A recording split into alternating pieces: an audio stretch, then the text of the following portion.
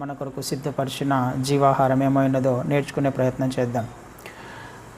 మనము గత 10 రోజుల నుంచి కూడా ధ్యానించుకున్న అంశాలను ఒకసారి జ్ఞాపకం చేసుకుంటే, దేవుని రాకడకు మనం సిద్ధపడుతూ ఉన్నాం కదా. ఆయన రాకడ అతి సమీపంగా ఉంది అని, ఆ రాకడకు మనం ఏ విధంగా సిద్ధపడాలి, ఏ విషయాలలో మనము మారు మనస్సు పొందాలి అనే విషయాలను నేర్చుకుంటూ వస్తున్నాం. నా దేవుణ్ణి నేను తెలుసుకున్నప్పుడు, సృష్టికర్తను నేను తెలుసుకున్నప్పుడు నేను ఆయనను ప్రేమించాలి. మొదటి ఆజ్ఞ. ఆయనను నా పూర్ణ ఆత్మతో, పూర్ణ శక్తితో, పూర్ణ బలముతో, పూర్ణ వివేకముతో, నేను కలిగి ఉన్న సమస్తముతో ఆయనను ప్రేమించాలి. ఇలా నేను ప్రేమిస్తూ ఉన్నప్పుడు నా సహోదరుణ్ణి నేను ప్రేమించగలను, నా పొరుగువారిని నేను ప్రేమించగలను. నా దేవుణ్ణి నేను ప్రేమిస్తూ నా దేవునితో సమాధానం కలిగి ఉన్నప్పుడు, నా చుట్టుపక్కల వాళ్ళతో నేను సమాధానము కలిగి ఉన్నప్పుడు, అదేవిధంగా మీరు కూడా ఇదే ఆలోచన కలిగి ఉన్నప్పుడు, నేను ఈ ఆలోచన కలిగి ఉండి నా దేవుణ్ణి నేను ప్రేమిస్తూ చుట్టుపక్కల ఉన్న వారితో సమాధానంతో ఉన్నప్పుడు, ఇదే ఆలోచన మీకు కూడా ఉంటే, ఇదే విధంగా మీరు దేవుణ్ణి ఒక్కొక్కరం అందరం కూడా మీరు కూడా దేవుణ్ణి ప్రేమిస్తూ మీతో కనెక్ట్ అయి ఉన్న పిల్లలతో వారితో మీరు సమాధానంతో సమాధాన స్థితిలోకి వస్తూ ఉన్నట్లయితే ఏం జరుగుతుంది? దాని అవుట్పుట్ ఎలా ఉంటుంది? ఒక్కసారి ఆలోచన చేసుకునే ప్రయత్నం చేద్దాం. నేను దేవునితో సమాధానంతో ఉన్నాను, మీరు దేవునితో సమాధానంతో ఉన్నారు. నేను దేవుని ఆత్మతో సత్యముతో ఆరాధిస్తున్నాను, నా పూర్ణ మనస్సుతో ఆయనను ప్రేమిస్తున్నాను, నాకు కలిగి ఉన్న దానితో నేను ఆయనను ప్రేమిస్తున్నాను, మీరు అదేవిధంగా చేస్తున్నారు. నేను నా చుట్టుపక్కల ఉన్న పొరుగు వారితో, సహోదరులతో సహోదరులతో నేను సమాధాన స్థితిలో ఉన్నాను, వారిని కూడా క్రీస్తు వారు ప్రేమించినట్టుగా ప్రేమిస్తున్నాను, మీరు కూడా అదేవిధంగా ప్రేమిస్తున్నారు. దీని యొక్క అవుట్పుట్ ఎలా ఉంటుంది? దీనిని మనం ఏమంటాం సహజంగా? ఐక్యత, యూనిటీ కదండి. ఇదే విధమైన ఆలోచన ప్రతి ఒక్కరూ కలిగి ఉన్నప్పుడు, ఈ 2 ఆజ్ఞలు వ్యక్తిగతంగా ఎవరంతకు వారు నెరవేరుస్తూ ఉన్నప్పుడు, నేను నెరవేర్చాలి, నేను ప్రార్థన చేయాలి, నేను ప్రేమించాలి, నేను సమాధానముతో ఉండాలి, అదే ఆలోచన మీరు కలిగి ఉన్నప్పుడు, అదే విధంగా మీరు ప్రవర్తిస్తూ ఉన్నప్పుడు, ఆ విధంగా జీవిస్తూ ఉన్నప్పుడు, అక్కడ ఏ వాతావరణం ఉంటుంది అంటే ఐక్యత, యూనిటీ కదండి. దాని యొక్క అవుట్పుట్ అదే కదా. యూనిటీని దేవుడు కోరుకుంటూ ఉన్నాడు, ఐక్యతను దేవుడు కోరుకుంటున్నాడు. ఆ విషయాన్ని పౌలు గారు చక్కగా ఎఫెసీయులకు రాసిన పత్రికలో ఎంత చక్కని మాటలు మాట్లాడుతున్నాడో ఒకసారి ధ్యానం చేసుకునే ప్రయత్నం చేద్దాం. ఎఫెసీయులకు రాసిన పత్రిక 4వ అధ్యాయము మొదటి నుంచి కొన్ని వచనాలు చదువుతాను. ఎఫెసీయులకు రాసిన పత్రిక 4వ అధ్యాయము మొదటి నుంచి. కాబట్టి మీరు సమాధానమును బంధము చేత ఆత్మ కలిగించు ఐక్యము కాపాడుకొనుటయందు శ్రద్ధ కలిగిన వారై, ప్రేమతో ఒకరినొకడు సహించుచు, మీరు పిలువబడిన పిలుపునకు తగినట్టుగా దీర్ఘశాంతముతో కూడిన సంపూర్ణ వినయముతోనూ సాత్వికముతోనూ నడుచుకునవలనని ప్రభువును బట్టి ఖైదీనైన నేను మిమ్మల్ని బ్రతిమలాడుకొనుచున్నాను. పౌలు గారు ఏమని మాట్లాడుతున్నారు? ఆత్మ కలిగించు ఐక్యము అని రాయబడింది. పరిశుద్ధాత్మ దేవుడు మనలో ఉన్నప్పుడు మొట్టమొదటగా మనం చేయాల్సిన పని ఐక్యత కలిగిన జీవితం కదా. నేను ఆ విధంగా ప్రయత్నం చేయాలి, మీరు ఆ విధంగా ప్రయత్నం చేయాలి. పరిశుద్ధాత్మ దేవుని యొక్క ముఖ్య ఉద్దేశం అదే. బంధము చేత ఆత్మ కలిగించు ఐక్యము. పరిశుద్ధాత్మ దేవుణ్ణి మనకు ఎందుకు ఇచ్చాడు? ఆయన ఐక్యత కలిగిన జీవితము జీవించడానికి, ఏకత్వము కలిగిన జీవితము జీవించడానికి. అయితే ఈ ఐక్యతను కాపాడుకోవాల్సిన బాధ్యత ఎవరంతకు వారికి ఉంది కదా. ఆ మాటనే రాయబడింది. కాబట్టి మీరు సమాధానమును బంధము చేత ఆత్మ కలిగించు ఐక్యమును కాపాడుకున్నట్టు. సమాధానమును కాపాడుకోవలసిన బాధ్యత మీదే. పరిశుద్ధాత్మ దేవుడు ఒక బాధ్యత ఉంది ఆయనకి. ఆయన ఐక్యత కలిగించడానికి ప్రయత్నం చేస్తూ ఉంటాడు, దేవునితో సమాధాన పరుస్తాడు, చుట్టుపక్కల ఉన్న వారితో సమాధాన పరిచే దిశగా ఆయన ప్రయత్నం చేస్తూ ఉంటాడు. ఆయన ఐక్యతను తీసుకొచ్చే ప్రయత్నం చేస్తారు, కానీ సమాధానమును మీరు చెడగొట్టుకోకూడదు. సమాధాన పరుచుకునే బాధ్యత మీలోనే ఉంది, మీరు చేయాల్సిన పని. ఇది మనకు అర్థం కావాలి. సమాధాన పడే స్థితి నాకు ఉందా లేదా, నేను ఆ విధంగా ప్రయత్నం చేస్తున్నానా లేదా అని అందరూ ఆలోచించాలి. ప్రతి ఒక్కరూ ఆలోచించాల్సిన పరిస్థితి ఉన్నప్పుడు ఎంత గొప్ప అద్భుతమైన ఆశీర్వాదాలను దేవుడు అక్కడ రాయించాడు. ఈ విషయము మనం తెలుసుకోవాలి. ఈ చివరి దినాలలో సమాధానమును చెడగొట్టుకునే ప్రయత్నం ఎవరు చేసినా దాని యొక్క కన్సిక్వెన్సెస్ ఖచ్చితంగా ఉంటాయి. దేవుని వాక్యము సత్యమైనది. ఇది ఎవరంతకు వారు సమాధానము కలిగి ఉన్నానా లేదా అని ప్రశ్నించుకొని ఆ విధంగా జీవించే ప్రయత్నం చేస్తున్నప్పుడు పరిశుద్ధాత్మ దేవుడు అద్భుతంగా ఐక్యతను తీసుకొచ్చే ప్రయత్నం చేస్తాడు. ఎదుటి వ్యక్తి జీవితంలో కార్యం జరిగించడానికి ఆయన ఇష్టపడతాడు. ఆయన పని ఆయన చేయడానికి ఇష్టపడతాడు, నా పని నేను చేయడానికి ఇష్టపడాలి. అయితే ఈ సమాధాన పడడానికి శ్రద్ధ కలిగి ఉండాలి అంటున్నాడు కదా. శ్రద్ధ కలిగిన వారై ఆసక్తి చూపించాలి. మొట్టమొదట నేను స్టెప్ వేయాలి. నేను స్టెప్ వేయకుండా ఎదుటి వ్యక్తి స్టెప్ వేయాలి అని అనుకోవడము చాలా తప్పు. ఎందుకు? నేను స్టెప్ వేయకుండా, నేను రాకుండా ఎదుటి వ్యక్తి రాలేడు. అదే కదా మనం నిన్న దినాన కూడా చూసాం. నేను ప్రేమించకుండా ఎదుటి వ్యక్తి నన్ను ప్రేమించలేడు, నేను క్షమించకుండా ఎదుటి వ్యక్తి నన్ను క్షమించలేడు కదా. అయితే ఈ సమాధాన పడడానికి శ్రద్ధ కలవారై ఆసక్తి చూపించాలి. ఐక్యతలోకి రావడానికి పరిశుద్ధాత్మ దేవుడు మనల్ని ఏదో ప్రేరేపిస్తున్నప్పుడు చేయాల్సిన పని సమాధాన పడాలి అందరితో. ఇది నా చేతిలోనే ఉంది, ఎవరి చేతిలో వారికి ఉంది. ఎవరంతకు వారు ప్రశ్నించుకొని చేసుకుంటూ వెళ్ళాలి. అది మిమ్మల్ని బ్రతిమిలాడుకొనుచున్నాను అంటున్నాడు కదా. మీరు పిలువబడిన పిలుపుకు తగినట్టుగా, ఎందుకొరకు మీరు పిలువబడ్డారు అని అర్థం. ఎందుకొరకు మీరు పిలువబడ్డారంటే ఇందుకొరకే మీరు పిలువబడ్డారు. సమాధానపరచు పరిచర్య మీకు ఇవ్వబడింది అని కొరింథీయులకు రాసిన పత్రికలో మనం చూస్తాం. సమాధానపరచు వారు ధన్యులు. సమాధాన పడడము ఇది నీ చేతిలో, నా చేతిలో ఉంది. సమాధానము పోగొట్టుకోవాలన్నా, సమాధాన పడాలన్నా మన చేతిలోనే ఉంది. సమాధాన పడితే పరిశుద్ధాత్మ దేవుని ఐక్యత ఉంటుంది అందులో. అయితే సమాధాన పడడానికి ఒక కారణాన్ని కూడా పౌలు గారు అక్కడ రాస్తున్నాడు. ఎందుకు మీరు సమాధాన పడాలి, ఎందుకు మీరు ఐక్యత కలిగి జీవించాలి అని అంటే, కిందికి వచ్చినప్పుడు శరీరము ఒక్కటే, ఆత్మ ఒక్కడే, ఆ ప్రకారమే మీ పిలుపు విషయమై ఒక్కటే నిరీక్షణ యందుండుటకు పిలువబడితిరి. మనమందరము కూడా క్రీస్తు అనే శరీరంలోని భాగాలము. మన శరీరము ఒక్కటే, మనందరికీ శిరస్సు ఒక్కడే. కిందకు వచ్చినప్పుడు తండ్రి ఒక్కడే, దేవుడు ఒక్కడే, బాప్టిజం ఒక్కటే. అందరము ఆయననే కలిగి ఉన్నప్పుడు, అందరము ఆయననే ఆరాధన చేస్తున్నప్పుడు, అందరము ఒకే బాప్టిజం తీసుకున్నప్పుడు, అందరం ఒకే తండ్రిని కలిగి ఉన్నప్పుడు సమాధానము రాకుండా ఎందుకుంది?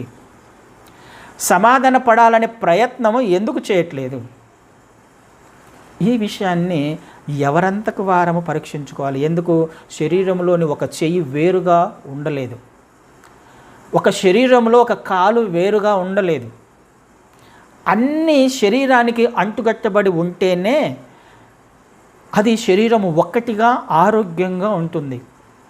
నేను ఉండగలను, నేను ప్రయత్నం చేయగలను, అవసరం లేదు అని అనుకున్నట్లయితే అది ఒంటరిగా ఉండాల్సిందే.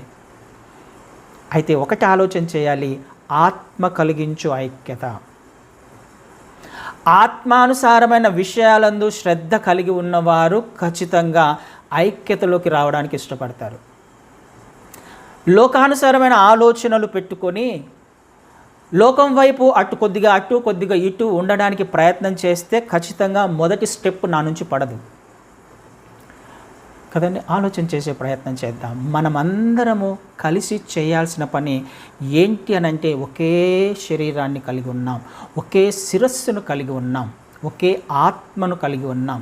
అలాంటప్పుడు నేను నా చుట్టుపక్కల ఉన్న వాళ్ళతో సమాధాన పడవలసిన బాధ్యత నాదే. ఒకే శరీరంలో ఉన్నాము, ఒకే శిరస్సును కలిగి ఉన్నాం, ఒకే ఆత్మను కలిగి ఉన్నాం. ఇది పౌలు గారు మాట్లాడుతున్న మాట. 11వ వచనంలో ఒకసారి 11వ వచనాన్ని కూడా చదువుదాం. మనమందరము విశ్వాస విషయములోను దేవుని కుమారుని గూర్చిన జ్ఞాన విషయములోను ఏకత్వము పొంది సంపూర్ణ పురుషుల మగు వరకు, అనగా క్రీస్తునకు కలిగిన సంపూర్ణతకు సమానమైన సంపూర్ణత కలవారమగు వరకు ఆయన ఈలాగు నియమించెను. ఇక్కడ సంపూర్ణత గురించి రాయబడింది. నువ్వు పరిపూర్ణునిగా చేయబడాలి అనంటే, సంపూర్ణతలోకి రావాలి అనంటే, క్రీస్తు స్వరూపంలోకి మార్చబడాలి అనంటే నువ్వు చేయాల్సిన పని ఇది. ఏంటిది? ఆయనకు సంబంధించిన జ్ఞానము విషయంలో, విశ్వాస విషయంలో, దేవుని కుమారుని గూర్చిన జ్ఞాన విషయంలో ఏకత్వము పొందాలి. క్రీస్తు వారికి సంబంధించిన విషయాలలో నాకు ఒకే ఆలోచన రావాలి, ఒకే మనస్సు రావాలి. ఆయనకు కలిగి ఉన్న జ్ఞానము విషయంలో, ఆయన ఎందుకు వచ్చాడో, ఆయన లక్షణాలు ఏంటో, ఆయనను తెలుసుకున్న విషయంలో నాకు ఏకత్వం ఉండాలి. నేను ఆయన చెప్పిన పనికి, ఆయన చేసిన కార్యాలకు ఏకీభవించాలి. నిజమే నాయనా, నువ్వు ఎందుకు వచ్చావు, నీ కార్యాలు ఇవి అని నా అంతకు నేను తెలుసుకోవాలి. విశ్వాస విషయములో నేను ఏకత్వం కలిగి ఉండాలి. నాకు ఏ అనుమానం ఉండకూడదు, విశ్వాస విషయంలో ఏ సందేహాలు ఉండకూడదు, సగం విశ్వాసం ఉండకూడదు. అయితే ఇక్కడ రాయబడిన మాట, ఏ ఒక్కరు కూడా తమంతకు తాముగా పరిపూర్ణులుగా చేయబడలేరు. ఏ ఒక్కరు కూడా తమంతకు తాముగా విశ్వాస విషయములో, ఆత్మీయత విషయములో పరిపూర్ణులుగా చేయబడలేరు కదా. అదే అంటున్నాడు, కుమారుని గూర్చిన జ్ఞాన విషయంలోని ఏకత్వము పొంది సంపూర్ణ పురుషుల మగు వరకు, అనగా క్రీస్తుకు కలిగిన సంపూర్ణతకు సమానమైన సంపూర్ణత కలవారమగు. ఇందుకోసం మనం పిలువబడ్డాం. క్రీస్తుకు ఏ సమానత్వం ఉందో, ఏ సంపూర్ణత ఉందో, ఈ సంపూర్ణతలోకి నేను ఎదగాలి, నేను రావాలి అనంటే చేయాల్సిన పని, నేను ఒక్కటి ఉంటే సరిపోదు, నేను ఒక్కదాని ఉంటే సరిపోదు, నేను అనుకున్నవే కరెక్ట్ అనుకుంటే సరిపోదు, నా ఆలోచన విధానం సరైనది అని అనుకుంటే సరిపోదు. ఐక్యతలోకి వచ్చినప్పుడు, ఏకత్వంలోకి వచ్చినప్పుడు, ఆయన విశ్వాసంలోకి వచ్చినప్పుడు, ఆయనకు సంబంధించిన జ్ఞానం అంటే వాక్యాన్ని మనము తెలుసుకున్నప్పుడు, సత్యమేదో బయలుపరుస్తున్నప్పుడు, నేను చేస్తున్న ఆలోచన సరి అయినదేనా కాదా అన్న విషయం బయలుపరచబడుతుంది. ఎప్పుడు? అందరిలో ఆత్మ సంబంధమైన ఐక్యత ఉన్నప్పుడు కదండి, దేవునికి సంబంధించిన జ్ఞానాన్ని పంచుకుంటూ ఉన్నప్పుడు కదండి, మనము ఒకరినొకరు హెచ్చరించుకుంటూ, ఒకరినొకరు పురికొల్పుకుంటూ పరిపూర్ణతలోకి ఎదగాలి. పరిపూర్ణత నాకు రావాలి అని అంటే, నేను ఒక్కడిని ఉంటే, నా ఒక్క కుటుంబం ఉంటే, లేకపోతే నేను ఒక్కదాన్నే ఉండి నేను ప్రార్థన చేసుకుంటాను, నేను వాక్యం చదువుకుంటాను, నాది నేను చేయగలను అని అనుకుంటే ఆ పరిపూర్ణత రాదు. అందుకనే శరీరములో మీరు అంటుకట్టబడ్డారు అని అంటున్నాడు. ఒకే శరీరంలో ఉన్నారు మీరు. ఆత్మ సంబంధమైన విషయంలో మీరు జ్ఞానాన్ని సంపాదించుకోండి, ఏకత్వాన్ని సంపాదించుకొని పరిపూర్ణతలోకి ఎదగండి అని ఖచ్చితంగా రాయబడింది. ఇది మనం ఈ చివరి దినాలలో చేయాల్సిన పని. ఐక్యతను సంపాదించుకునే విధంగా నేను సమాధానాన్ని చెడగొట్టుకోకూడదు. నా ఆలోచనల చేత, నా జ్ఞానం చేత, నేను అనుకున్నది కరెక్ట్ అనే విషయాల చేత, ఇది మనం ఆలోచన చేయాలి. దేవుని వద్ద పరీక్షించుకున్నప్పుడు, వాక్యపు వెలుగులోకి వచ్చినప్పుడు సత్యము బయలుపరచబడుతుంది. ఏది సత్యమో, ఏది అసత్యమో అనే విషయం బయలుపరచబడినప్పుడు నన్ను నేను సరిచేసుకోవడానికి ప్రయత్నం చేయాలి. అలా చేస్తూ ఉన్నప్పుడు ఆత్మదేవుని అద్భుత కార్యాలను మనం చూస్తాం. ఐక్యత యొక్క అద్భుతమైన ఆశీర్వాదాలను మనం చూస్తాం. సరి చేసుకుంటూ వెళ్తూ ఉన్నప్పుడు, సమాధాన పడుతూ వెళుతూ ఉన్నప్పుడు అద్భుతమైన ఆశీర్వాదాలను మనం చూస్తాం. ఎన్నో ఆశీర్వాదాలు ఇందులో ఉన్నాయి. కాబట్టి మనకు తెలిసిన ఒక వచనాన్ని చదివే ప్రయత్నం చేద్దాం. కీర్తనల గ్రంథము 133వ కీర్తన. 133వ కీర్తన అనగానే మనకు తెలుసు అక్కడ ఏముందో కదండి. సహోదరులు ఐక్యత కలిగి నివసించుట ఎంత మేలు, ఎంత మనోహరము. సహోదరులు ఐక్యత కలిగి నివసించుట ఎంతో మనోహరంగా, ఎంతో ఆనందంగా, ఆహ్లాదకరంగా, చూడడానికి ఎంతో అందంగా ఉంటుందట. ఐక్యత కలిగి నివసించుట ఎంత మేలు అంటున్నాడు అంటే అర్థం ఏంటి? ఐక్యత కలిగి నివసిస్తున్నారనా, నివసించట్లేదనా? నివసించట్లేదని, ఐక్యత కలిగి లేరు అని అర్థం. సహోదరుల మధ్య ఐక్యత ఉంటే ఎంత బాగుంటుంది అంటుంది దేవుని వాక్యం. కాకపోతే ఐక్యత లేదు కాబట్టి ఐక్యత ఉంటే ఎంత బాగుంటుంది అని అంటున్నాడు. అయితే ఐక్యత కలిగి ఉంటే ఏమి లాభము అంటే కిందకు వచ్చినప్పుడు ఆశీర్వాదాలు అభిషేకముతో పోలుస్తున్నాడు. అది తల మీద పోయబడిన అహరోను గడ్డమ మీదుగా కారి అతని అంగీల అంచు వరకు దిగజారిన పరిమళ తైలము వలె ఉండును. అహరోను యాజకుడు కదా. యాజకుడు దేవుణ్ణి ఆరాధించేవాడు, యాజకత్వము చేసేవాడు దేవుని వద్ద. అహరోనుకు మాత్రమే ఇవ్వబడింది ఆ ధన్యత. ఇప్పుడు మనము ఐక్యత కలిగి ఉన్నప్పుడు దేవుడు ఏం ఆశీర్వదించబోతున్నాడంటే మనల్ని యాజకులుగా మార్చి ఆ అభిషేకాన్ని తల మొదలుకొని అరికాలి వరకు ఆయన మనల్ని అభిషేకించడానికి, ఆయన కొరకు మనము ప్రత్యేకించబడి ఆయన వద్దకు యాచనలు, ఆయన వద్దకు ప్రార్థనలు, విజ్ఞాపనలు ఆయనతో కలిసి ఎవరండి యాజకునికి ఎంత ధన్యత ఉంది? అహరోనుకి డైరెక్ట్గా పరిశుద్ధ స్థలంలోకి వెళ్ళగలడు ఆయన కదా, దేవుని వద్దకు వెళ్ళగలడు. ఇది దేవుడు ఆ ఐక్యతకిస్తున్న ఆశీర్వాదం. అభిషేకం ఉంటుంది అక్కడ, ఐక్యతలో అభిషేకం ఉంటుంది. యాజకత్వము చేసే అధికారాన్ని దేవుడు ఇస్తాడు. దేవుని వద్దకు డైరెక్ట్గా వెళ్ళి ఏకీభవించి ప్రార్థన చేసినప్పుడు అద్భుతాలు జరిగే అవకాశాన్ని దేవుడు ఇవ్వడానికి ఇష్టపడుతున్నాడు. అదే కిందికి వచ్చినప్పుడు అని అంటాడు. అది ఎంత ఫ్రెష్గా ఉంటుంది అని అంటే హెర్మోను మంచు, సియోను కొండ మీదకి దిగివచ్చు, హెర్మోను మంచు వలె ఉండును. హెర్మోను మంచు ఫ్రెష్గా ఉంటుంది కదా. ఎప్పటిదప్పుడు ఏమంటారు, చాలా ఫ్రెష్గా, ఎప్పుడు ఉదయం లేవంగానే ఎంత ఫ్రెష్గా ఉంటుందో ప్రతి సందర్భంలో కూడా ఈ ఆశీర్వాదము ఫ్రెష్గా ఉంటుంది. ఆ అభిషేకము ఫ్రెష్గా ఉంటుంది. ఆ ఐక్యత ఎప్పుడు కూడా ఆనందాన్ని ఇస్తుంది, సంతోషాన్ని ఇస్తుంది, ఉల్లాసాన్ని ఇస్తుంది. అంత మాత్రమేనా? కిందికి వచ్చినప్పుడు ఆశీర్వాదము శాశ్వత జీవము అచట ఉండవలెనని యెహోవా సెలవిచ్చి ఉన్నాడు. ఆశీర్వాదము శాశ్వత జీవము. అక్కడ ఆశీర్వాదం ఉంటుంది, శాశ్వత జీవము ఉంటుంది. ఎక్కడ ఐక్యత ఉన్న చోట ఆశీర్వాదం ఉంటుంది, శాశ్వత జీవం ఉంటుంది. ఇది మనకు అర్థం కావాలి. బై డిఫాల్ట్ ఉంటాయి అక్కడ అని అర్థం. ఆశీర్వాదము శాశ్వత జీవం అనేవి బై డిఫాల్ట్ ఉంటాయి అంటే ఇది ఒక నియమము అని అర్థం. అంటే ఇప్పుడు నేను ఒక రాయిని పైకి ఎగిరేసాను, రాయిని పైకి ఎగిరేసినప్పుడు ఆటోమేటిక్గా కింద పడుతుంది. అదొక ధర్మం, ఒక నియమం కదా. రాయిని పైకి ఎగిరేసినప్పుడు కింద పడడం అనేది ఖచ్చితంగా జరుగుతుంది, అది ఒక నియమం. ఇక్కడ రాయబడిన మాట ఏంటి? మీరు ఐక్యత కలిగి జీవిస్తూ సమాధానముతో ఒకరొకరు సమాధానం కలిగి ఉన్నప్పుడు ఆటోమేటిక్గా జరిగేది, అది ఒక నియమము, ఆటోమేటిక్గా వచ్చేస్తుంది, ఆశీర్వాదం వస్తుంది. శాశ్వత నిత్యత్వం గురించి మాట్లాడుతున్నాడు. శాశ్వత జీవము, లైఫ్ ఉంటుంది అక్కడ, నిత్యత్వం ఉంటుంది, ఆనందం ఉంటుంది, పరిశుద్ధాత్మ యందలి ఆనందం ఉంటుంది. ఈ ఐక్యతలో ఎంత అద్భుతమైన ఆశీర్వాదాలు! నేను ఆయనను సంపూర్ణంగా ప్రేమిస్తున్నప్పుడు, పూర్ణ హృదయంతో నేను ప్రేమిస్తున్నప్పుడు, ఆయనతో నేను సమాధానం కలిగి జీవిస్తూ ఉన్నప్పుడు, నా చుట్టుపక్కల ఉన్న వారితో సమాధానాన్ని చెడగొట్టుకోకుండా సమాధానముతో నా ప్రయత్నం నేను చేస్తూ ఉన్నప్పుడు దేవుని యొక్క ఆశీర్వాదాలు అద్భుతంగా ఉంటాయి. ఇదే విషయాన్ని అందరూ అనుకున్నప్పుడు, ఒక కుటుంబములో, ఒక సంఘములో, ఒక దేశంలో ఎవరు అనుకున్నా ఈ ఆశీర్వాదాలు ఆటోమేటిక్గా వచ్చేస్తాయి. కాకపోతే మిస్ చేసుకుంటున్నాం. ఐక్యత లేదు అని అంటే అర్థం ఏంటి? ఆశీర్వాదాలను మిస్ చేసుకుంటున్నాం. సమాధాన పడట్లేదు అంటే అర్థం ఏంటి? ఆశీర్వాదాలను నేనే మిస్ చేసుకుంటున్నా, మనమే మిస్ చేసుకుంటున్నాం. ఆలోచన చేద్దాం. దేవుడు నిత్య జీవాన్ని ఇచ్చే ఒక ఆశీర్వాదము ఒక అంశంలో పెట్టాడు, ఒక లక్షణములో పెట్టాడు.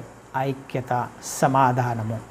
నిత్య జీవాన్ని మిస్ చేసుకునే అవకాశము ఐక్యతను పోగొట్టుకున్నప్పుడు, సమాధానాన్ని పోగొట్టుకున్నప్పుడు మనము నిత్యత్వాన్ని కూడా మిస్ చేసుకుంటున్నాం.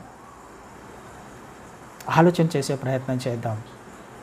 ఎవరితో నాకు సమాధానం లేదు, నేను సమాధాన పడే ప్రయత్నం నేను చేస్తున్నానా? నాతో కనెక్ట్ అయి ఉన్న వారితో నాకు సమాధానం ఉందా? దేవునితో సమాధాన పడాలి, చుట్టుపక్కల ఉన్న వారితో సమాధాన పడితే అందరూ ఇదే ఆలోచన కలిగి ఉన్నప్పుడు అక్కడ ఉన్న ఐక్యత వలన దేవుడు ఎంతగానో మనల్ని ఆ గుంపును దీవించడానికి ఇష్టపడతాడు. ఇది చాలా డేంజరు ఐక్యత లేకపోతే. ఎందుకు నేను ఐక్యతలోకి రాలేకపోతున్నాను? ఎందుకు నేను ఏకత్వం సాధించలేకపోతున్నాను కదా? ఐక్యత, సమాధానము అనేది మన ఐక్యత దేవుడు కలిగిస్తాడు, పరిశుద్ధాత్మ దేవుడు. సమాధానం నా చేతిలో ఉంది. నేను సమాధాన పడలేకపోతున్నాను అని అంటే ఏంటి ప్రాబ్లం? నాలో ఏదో ఒక సమస్య ఉందనే కదా. సమాధాన స్థితిలోకి నేను రావట్లేదు అని అంటే ఏదో నా హృదయంలో ఒక చేదైన వేరేదో ఉంది. సమాధాన పడలేకపోతున్నాను అని అంటే చేదైన వేరు ఉంది. ఆ విషయాన్నే పౌలు గారు హెబ్రీయులకు రాసిన పత్రికలో మాట్లాడతారు. హెబ్రీయులకు రాసిన పత్రిక 12వ అధ్యాయంలో 14వ వచనం చదువుతాను.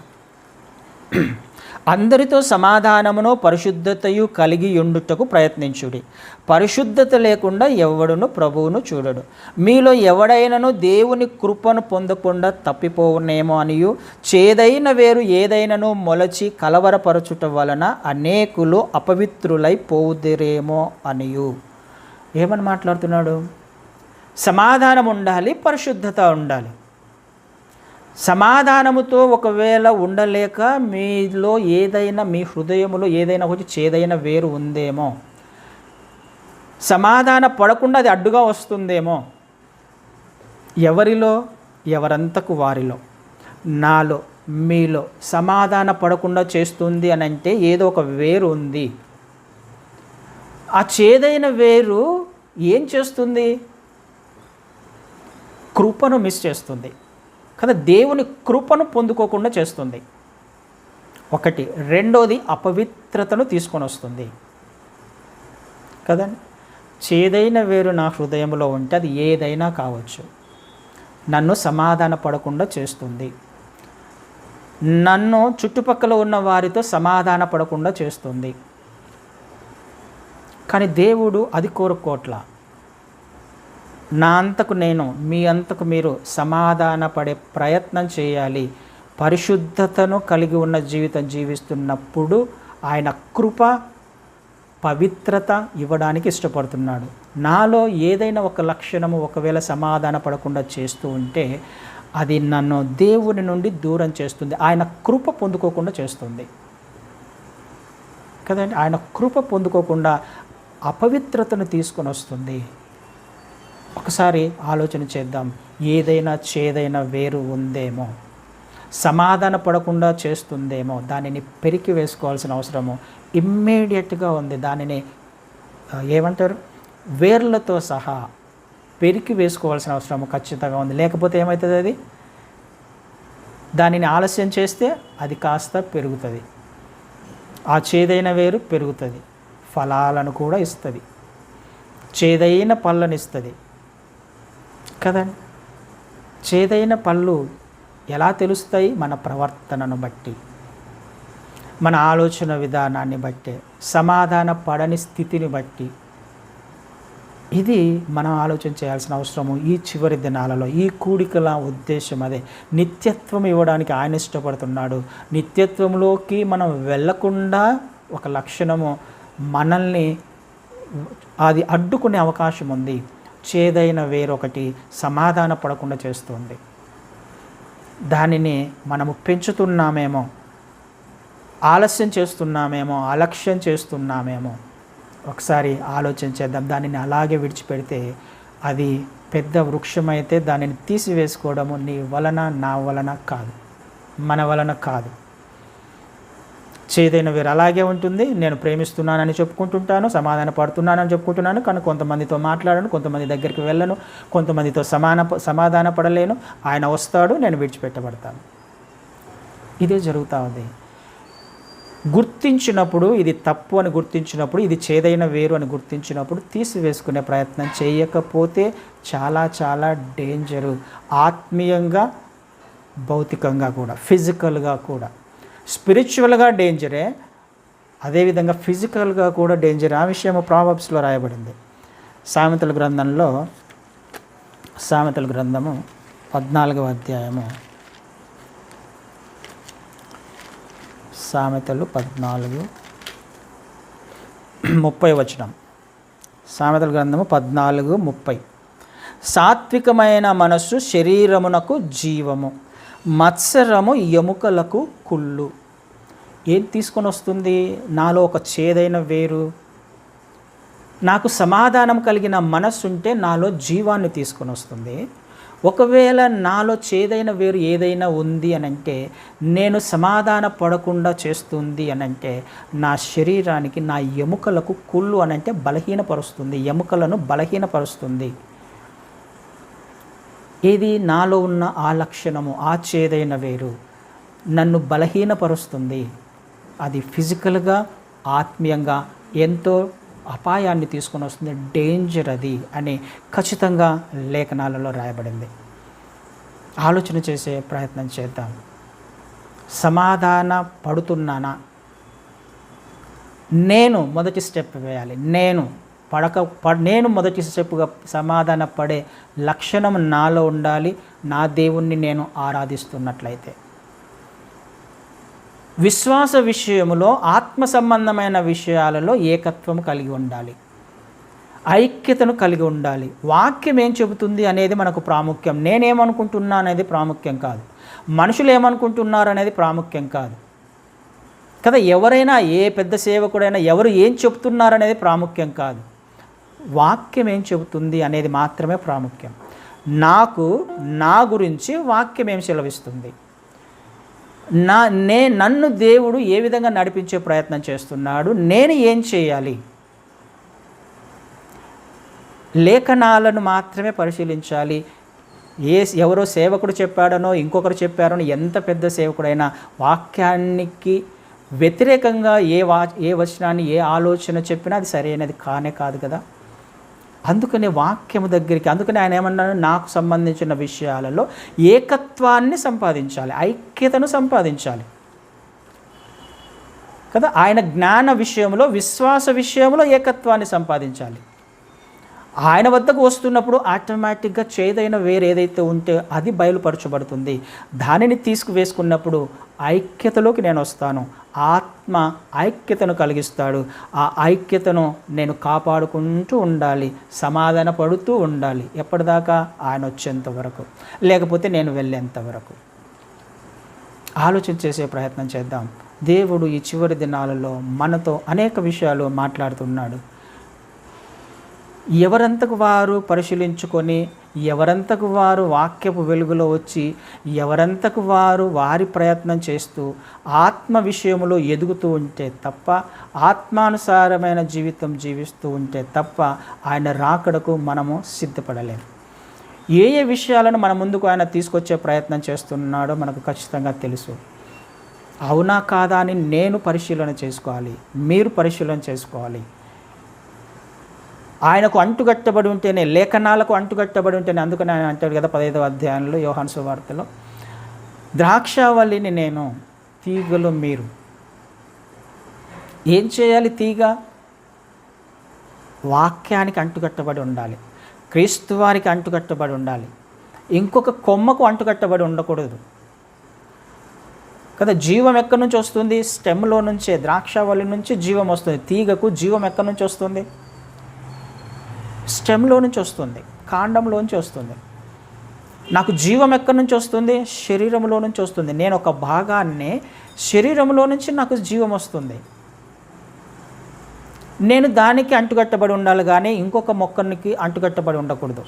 ఇంకొక మొక్క వైపు చూడకూడదు, ఇంకొక తీగ వైపు చూడకూడదు, ఇంకొక తీగను నేను అంటుకట్టబడి ఉండకూడదు.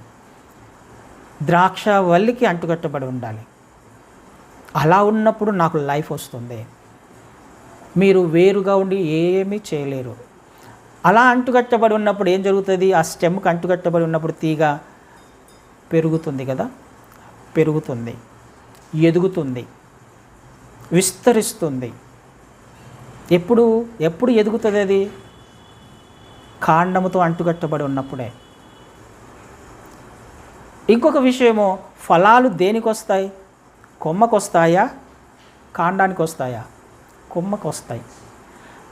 నేను జీవాన్ని తీసుకుంటూ ఉన్నప్పుడు, వాక్యపు వెలుగులో నేను నడుస్తున్నప్పుడు, వాక్యము నుంచి నేను జీవాన్ని తీసుకుంటున్నప్పుడు నేను ఆత్మీయతలో ఎదుగుతాను, నేను ఫలిస్తాను. నేను ఎవరంతకు వారము? మనము. నేను అనుకోవాలి, నేను అంటుకట్టబడి ఉండాలి. ఫలించాలి అని అంటే నేను అంటుకట్టబడి ఉండాలి. ఇది మనం ఆలోచన చేయాలి. ఏ కొమ్మ ఆ కొమ్మ శరీరానికి అంటుకట్టబడితేనే జీవం ఉంటుంది, లేకపోతే కాల్చివేయబడడానికి తప్ప దేనికి పనికిరాదు కదా. మీరు నాకు వేరుగా ఉండి ఏమీ చేయలేరు. వేరుగా ఉన్నవన్నీ కూడా ఎండిపోయే పరిస్థితి. ఒక్కసారి ఆలోచన చేసే ప్రయత్నం చేద్దాం. ఐక్యతలో దేవుడు ఆశీర్వాదాన్ని దాచిపెట్టాడు. సమాధాన పరిచే బాధ్యతను, సమాధాన పడుతూ జీవించే బాధ్యతను ఆయన మనకిచ్చాడు కదా. అందుకనే ఒక చోట ఆమోస్ గ్రంథంలో 3:3 కూడా ఒకసారి ఆయన అంటాడు కదా, ఇద్దరు ఏకీభవించి, ఇద్దరు సమ్మతింపకుండా కూడి నడుతురా అని రాయబడింది. సమ్మతింపకుండా కూడి నడుతురా అంటే సమ్మతిస్తేనే, ఒక అగ్రిమెంట్లోకి వస్తేనే. నా ఆలోచనలు నాకు ఉండొచ్చు, ఎవరి ఆలోచనలు వారికి ఉండొచ్చు, ఎవరి జీవితం వారికి ఉండొచ్చు, కానీ ఒక్క విషయంలో ప్రోగ్రెస్ సాధించాలి అని అంటే, ఆత్మీయతలో ప్రోగ్రెస్ సాధించాలి అని అంటే నా ఆలోచనలు పక్కన పెట్టాలి కదా. కంపెనీలో ఇద్దరికి ఒక ప్రాజెక్ట్ ఇస్తారు అనుకుందాం. ఆ ఇద్దరు ప్రాజెక్టు చేయాలి అని అంటే ఏం చేయాలి? దానికి సంబంధించిన ఆలోచనలు చేయాలి. ఆ ప్రాజెక్ట్ సక్సెస్ అవ్వడానికి ఎవరి ఆలోచనలు వాళ్ళకు ఉండొచ్చు, ఎవరి లైఫ్ స్టైల్ వాళ్ళకు ఉండొచ్చు, కానీ వాటి అన్నిటిని పక్కన పెట్టి ఆ ప్రాజెక్ట్ కంప్లీట్ చేయాలి. ఒకరినొకరు డిస్కస్ చేసుకుంటూ కదా, ఏది చేస్తే బెటర్ అని ఇద్దరు సమాధాన పడుతూ వెళ్తే ప్రాజెక్ట్ కంప్లీట్ అవుతుంది. ఎగ్జాక్ట్గా అలాగే ఏ ఇద్దరైనా, అది భార్యాభర్తలే కావచ్చు, లేకపోతే కుటుంబాలే కావచ్చు, సంఘాలే కావచ్చు, సేవకులే కావచ్చు, ఎవరైనా ఏకీభవించి, దేంట్లో ఏకీభవించాలి? ఆత్మీయతలో సమ్మతించాలి. ఆత్మీయతలో ఎవరి ఆలోచనలు వాళ్ళకు ఉండొచ్చు, దాన్ని పక్కన పెట్టాల్సిందే. కలిస్తేనే నేను ముందుకు వెళ్ళగలను కదా, సమ్మతిస్తేనే నేను ముందుకు వెళ్ళగలను. నా ఆత్మీయ జీవితము ప్రోగ్రెస్లో ఉంటుంది. అలా కాకుండా నేను సమ్మతించము, నా ఆలోచన నాది అని అంటే గాన ఖచ్చితంగా ప్రోగ్రెస్ ఖచ్చితంగా కనిపించదు, ఆత్మీయత ఖచ్చితంగా కనపడదు. సమ్మతించి ముందుకు వెళ్ళే ప్రయత్నం చేస్తే, కూడి నడుతురా అని అంటే క్వశ్చన్ మార్క్ ఉంది, అంటే నడవలేరు అని అర్థం. ప్రోగ్రెస్ కనపడదు అక్కడ అని అర్థం.